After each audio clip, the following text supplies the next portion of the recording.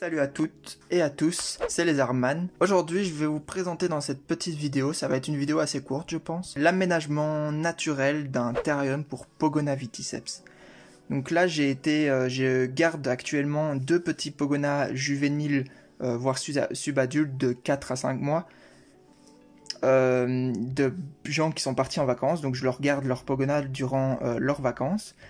Et je me suis dit que j'allais leur faire un petit aménagement pour leur terrarium. Si vous voulez avoir un aspect un peu plus naturel, et ben en fait c'est super simple à faire. Et donc on va regarder ça tout de suite. Donc déjà, les matériaux que j'ai le plus utilisé, ça va être des pierres. J'ai utilisé des branches et du desert bedding.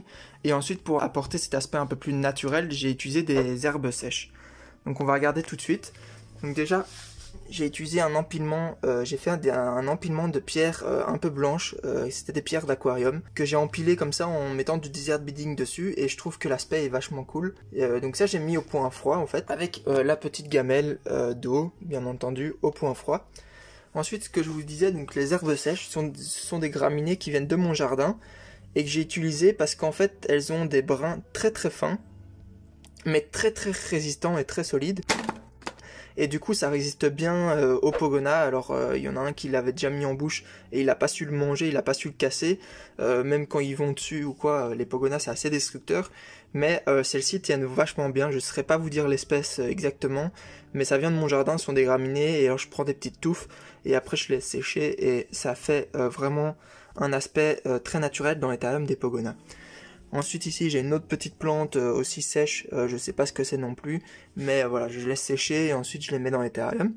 Ici on a une grosse branche, donc c'est un pied de vigne qui va permettre aux Pogona d'utiliser vraiment la hauteur du terrarium. Ils adorent grimper même jusque là-haut, les Pogona sont vraiment des bons grimpeurs et ils aiment bien ça. Donc on leur fournit, c'est bien de leur fournir des branches pour grimper. En dessus de ce pied de vigne, je sais pas si vous le voyez, mais il y a un gros tronc en chêne liège. Donc qui est creux, donc les Pogona peuvent s'en servir aussi comme cachette. Donc je sais pas si vous voyez là, l'entrée là du tronc, et ça ressort en fait juste ici. Et donc là pareil, un chêne liège, donc ça peut leur servir pour grimper dessus, mais aussi pour aller à l'intérieur. Donc c'est plutôt sympa et ça a un aspect vraiment sympa dans les terrariums. Ici maintenant en point chaud, ce que j'ai réalisé en fait, c'est que j'ai utilisé des pierres plates pour faire deux empilements, donc un empilement ici et un empilement ici. Et ensuite j'ai utilisé une très grande pierre plate pour faire le pont entre les deux, ce qui permet d'avoir une cachette en fait en dessous. Et d'autre part ça va permettre aux lézards de se rapprocher du point chaud. Et en plus, comme c'est une pierre, ça va emmagasiner la chaleur de la lampe chauffante durant toute la journée, et après ça va la restituer le soir, et les Pogona apprécient vachement ça. Et donc là par exemple il y a un Pogona qui est occupé à se cacher à l'intérieur, donc je vais vous montrer un peu.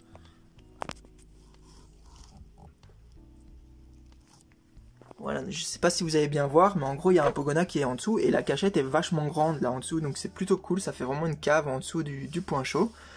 Et pareil ici, donc j'ai des petites touffes de graminées sèches, voilà, qui ont un rendu plutôt pas mal. Ici ils ont un espèce de gros pavé pour pouvoir justement emmagasiner aussi la chaleur et qu'ils puissent se poser dessus. Et là il y a des petites pierres blanches de nouveau d'aquarium que j'ai rajouté avec du desert bedding dessus. Donc oui, justement le substrat, j'ai utilisé du coup desert bedding, qui j'adore pour son aspect vraiment naturel. Alors ici je me suis permis de l'utiliser pour les Pogona juvéniles, mais pour mes Pogona adultes j'ai arrêté de l'utiliser tout simplement parce que les Pogona adultes, il y a tout le temps une phase de l'année où ils vont gratter beaucoup dans leur terrarium. Donc pour les mâles ça va être avant la reproduction, quand ils vont vouloir chercher une femelle, ils vont gratter souvent à la vitre, et en tout cas pour le mien c'est ce qui se passe. Et du coup c'est un peu ennuyant parce que ça fout de la poussière partout. Et pour ma femelle, c'est après la reproduction, au moment de pondre, même si je les ai pas fait se reproduire, elle fait des pontes blanches et du coup elle creuse pour pondre, et ça met aussi de la poussière partout. Avec le desert bedding c'est vraiment insupportable, tous les jours faut nettoyer le terrarium, c'est horrible. Du coup j'avais arrêté de l'utiliser pour mes Pogona adultes, mais là ça me donne envie de refaire des terrariums un peu plus naturels pour mes Pogo adultes, parce que je le trouve l'aspect vraiment génial.